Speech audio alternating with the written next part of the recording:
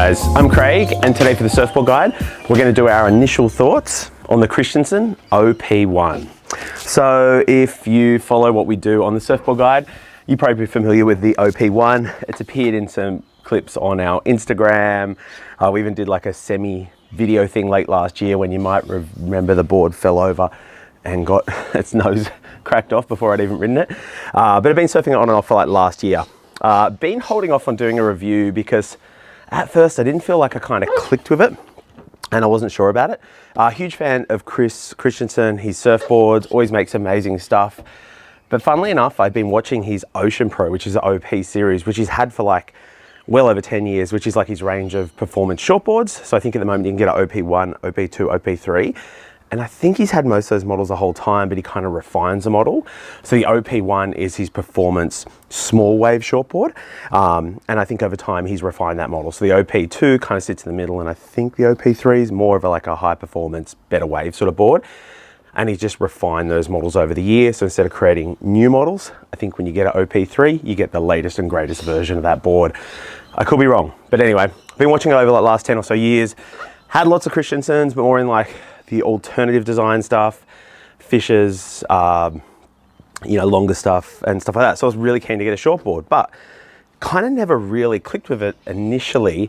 And I got this custom, so it is a 510, 19/7/8, 2 and 11/16, and it comes in at 33 liters. And when I got it, I wasn't quite riding this kind of volume, and I didn't have access to the volume and the dim, so I just ordered it custom, and I felt like it came in a little bit big. At the time I was kind of riding like 31 liters, and it just felt a bit bulky, and in my mind I was umming and ahhing because the stock 510 is 31.9 liters, which I thought would have been better.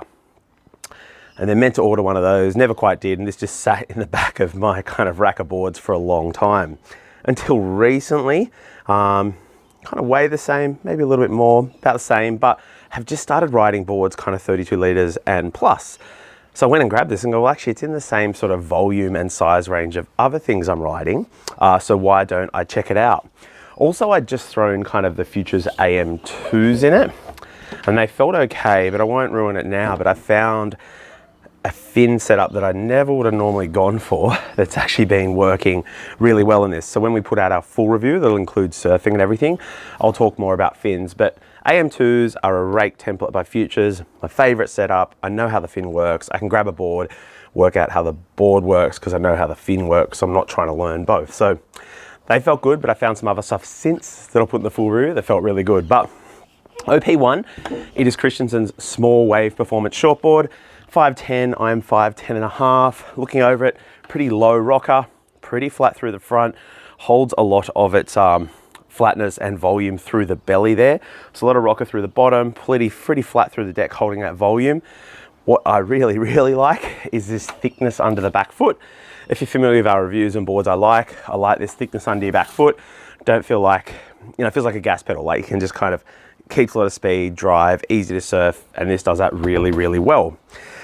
Fuller rail, holds a lot of its thickness to the rail, especially under this like belly, under your chest and under your front foot. A lot of volume, making paddling really easy and really, really easy to surf. And then flipping over the OP1, nothing crazy. Single concave through the bottom, feels like a double through the fins, and it feels, oh, you can still feel a bit of a double coming off the tail there. Don't think it's a V, I think it is a double here that continues out through the back. So just gentle and easy distribution of water flowing through the board and out through the back. So I've surfed it over the last year almost.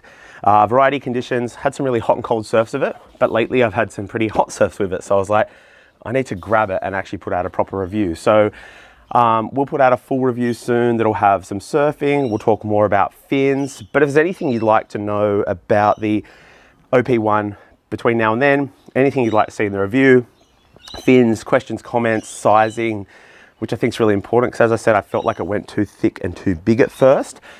Hit us up, comments below, or hit us up on Instagram at the Surfboard Guide and let us know your thoughts. We'll put some clips up about the board, some photos. If you comment on them, that'll be the easiest. But yeah, we'll get a full review out soon, a bit of surfing and everything, and talk more about the board. But thank you to Onboard Store and Christenson Surfboards for the opportunity to check it out, and we'll be back soon with a full review.